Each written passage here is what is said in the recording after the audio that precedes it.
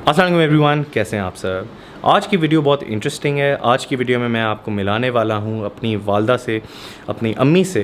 अब मेरी अम्मी इस वीडियो में क्या कर रही हैं और इसका मकसद क्या है। तो बात ये है कि मेरी अम्मी जब से मैं बचपन से देख रहा हूँ ओबीस हैं। अब उनका बहुत ज़्यादा वेट था बचपन से, तो मैं देखता आ रहा था, जिसकी वजह से वो प्री डायबिटिक हो गई एंड देन इवेंचुअली डायबिटिक। बहुत ज़्यादा मसले आना शुरू हो गए, मेडिकल, हेल्थ, और टाइम के साथ साथ बहुत ज़्यादा तबीयत ख़राब होने लगी।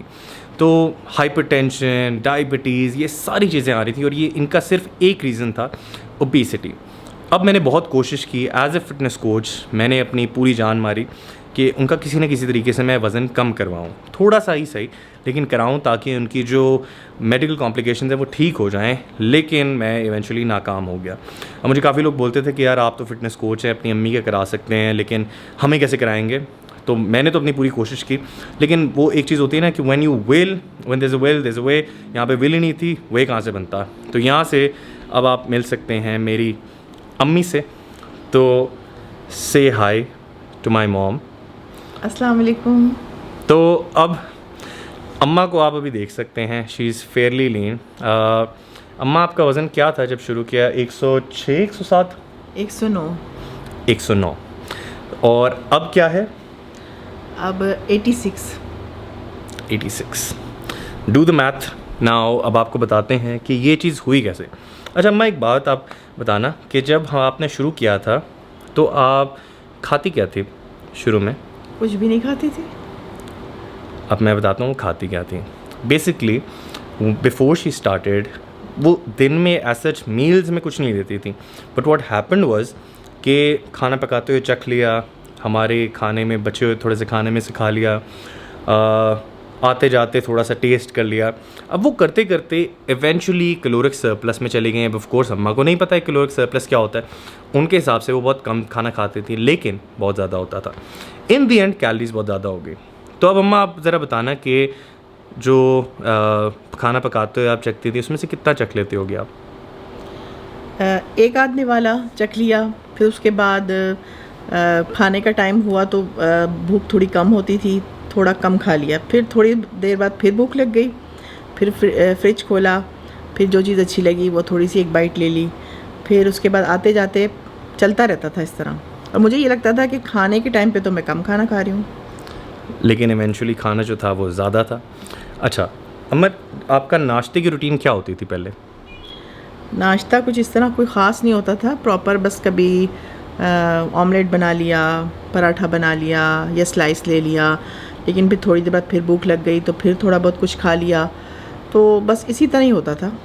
अब ये सिर्फ आपको बतानी है खाने की रूटीन, लेकिन खाने के अलावा काफ़ी ऐसी चीज़ें थी, स्नैक्स, जिनको हम अकाउंट फॉर नहीं करते, जिनको हम लिखते नहीं हैं, कहीं किसी खाते में नहीं लेते कि हमने ये भी खाया था। मतलब कि चाट खा ली, चाय पी ली, चाय के साथ बिस्किट ले लिए, वो तो बस रूटीन है। तो उसके साथ अम्मा खाती थी वीटेबल बिस्किट, होल व्हीट बिस्किट, उनको लगता बड़ा हेल्दी है, सारा कुछ है और ठीक है फ़ाइन। लेकिन वो क्या होता था, आधा डब्बा ख़त्म होता था। अम्मा क्या होता था उसमें एग्जैक्टली?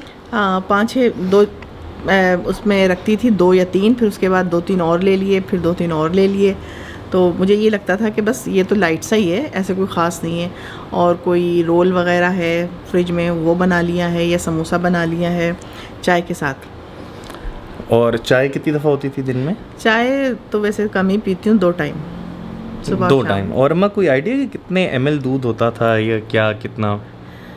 चाय में दूध भी ज़्यादा इस्तेमाल करती थी, अच्छा खासा दूध। अब तो मुझे चाय स्ट्रॉन्ग पसंद है, उस वक्त तो दूध ज़्यादा, दूध वाली चाय अच्छी लगती थी। और कई मरतबा ऊपर से थोड़ी सी मलाई भी डाल ली, वो भी अच्छी लगती थी। मलाई भी डाल ली, दूध भी 2 टाइम हो गया, 2 कप हो गया। चीनी नहीं लेती, चलें शुक्र है, वहाँ से कैलोरीज थोड़ी बच गई। और बाकी आते जाते थोड़ा बहुत टेस्टिंग टूस्टिंग कर ली। लेकिन अभी भी पूछूं तो कहती ज़्यादा तो नहीं खाती थी मैं। अच्छा तो चलें अब अम्मा से पूछते हैं कि अम्मा अब दिन में क्या खाती हैं? डाइट करती हैं, घर का खाती हैं, नाप तोल करती हैं, क्या करती हैं? तो जी बताएं कि अब आप दिन में क्या करती हैं? अब यह है कि हमज़ा ने मुझे डाइट प्लान दिया, पहले तो मुझे काफ़ी मुश्किल लगा कि हर चीज़ को नाप तोल के बनाना है और फिर खाना है, लेकिन ये कि आहिस्ता आहिस्ता मैंने थोड़ा सा हिम्मत की और आहिस्ता आहिस्ता आदत हो गई। और मज़ा इस चीज़ का, इस बात का है कि हर चीज़ खा सकती हूँ। यानी ये लोग, इनकी डाइट में हर चीज़ होती है, पुलाव भी है, बिरयानी भी है, जो हम देसी चीज़ें बहुत ज़्यादा पसंद करते हैं। मुझे वैसे ज़्यादा देसी चीज़ें ही पसंद है। तो ये इस तरह की डाइट में हर चीज़ थी, तो मुझे फ़ील ही नहीं हुआ कि मैं डाइट कर रही हूँ, और मेरा पेट भी भर जाता था, और कहीं भी मुझे ऐसा नहीं लगा कि मैं डाइट कर रही हूँ। और आहिस्ता आहिस्ता आहिस्ता मैं आदी हो गई, और मुझे इस चीज़ में मज़ा आने लगा कि जी हर चीज़ तो मैं खा रही हूँ, मैं किसी चीज़ से परहेज़ तो है ही नहीं, और वेट भी कम होता जा रहा है। तो इस चीज़ में सबसे ख़ास बात ये है। अब बात असल ये है, मैंने ये वीडियो बनाने का मकसद क्या था।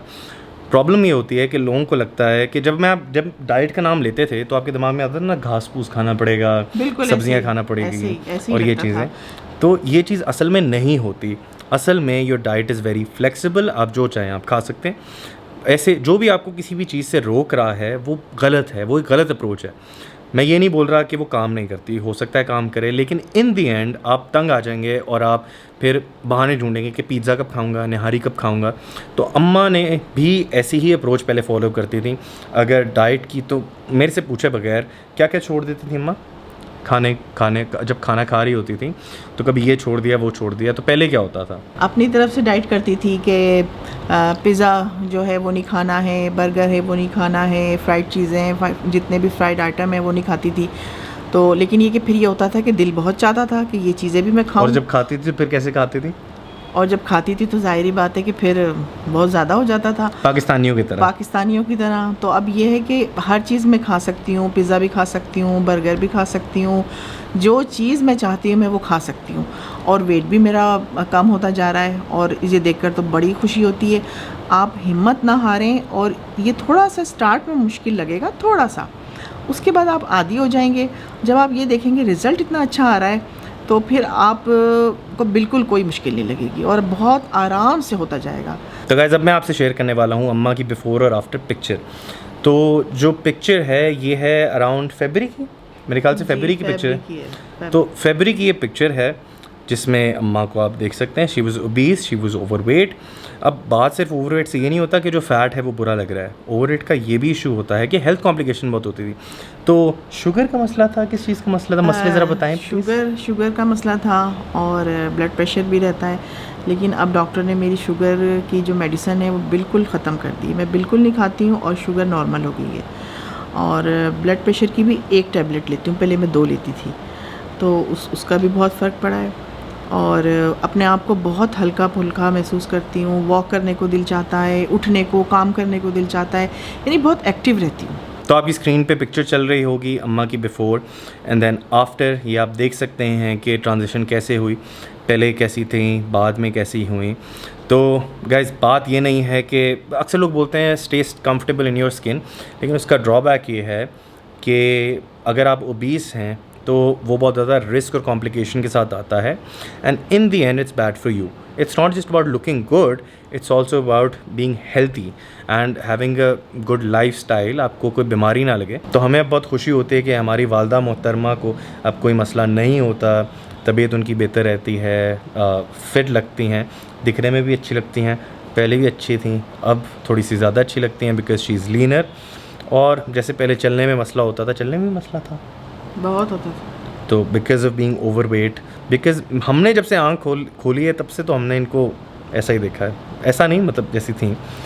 तो अब अल्हम्दुलिल्लाह she is getting fitter and fitter with time. मैं एक और वीडियो लेके आऊँगा जिसमें मैं आपको इनकी फ़ाइनल ट्रांसफॉर्मेशन दिखाऊंगा।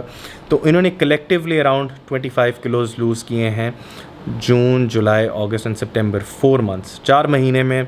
मैं ये नहीं बोल रहा कि कोई रेस है कि आपको भी 25 किलो करना है 4 महीने में। हर किसी की बॉडी डिफरेंट होती है, डिफरेंट रिस्पॉन्ड करती है। इन्होंने कभी किया ही नहीं था, this was the first time she tried and अल्हम्दुलिल्लाह शी इज़ सक्सेसफुल। आप भी कर सकते हैं, but don't give yourself a time line, just go with the flow, जैसे चल रहा है। एक फ़ाइनल ट्रांसफॉर्मेशन की वीडियो भी लेके आऊँगा जिसमें मैं दिखाऊँगा कि फ़ाइनल ट्रांसफॉर्मेशन कैसी होती है। तो ये बिफ़ोर आफ्टर पिक्चर मैं लगा रहा हूँ, तो ये आप देख सकेंगे कि इनकी बिफ़ोर आफ्टर ट्रांसफॉर्मेशन कैसी है। तो अल्लाह हाफ़िज़ बोल दें। अल्लाह हाफ़िज़, खुश रहें। तो दोबारा एक नई वीडियो के साथ मैं आऊँगा, अपना ख्याल रखिएगा। और कोई आपके सजेशंस हैं तो प्लीज़ नीचे दीजिएगा कि किस टाइप की वीडियोज़ आपको पसंद हैं, क्या वीडियो बनानी चाहिए। तो दोबारा एक नई वीडियो के साथ आऊँगा, अपना ख्याल रखिएगा। अनटिल देन, अल्लाह हाफ़िज़।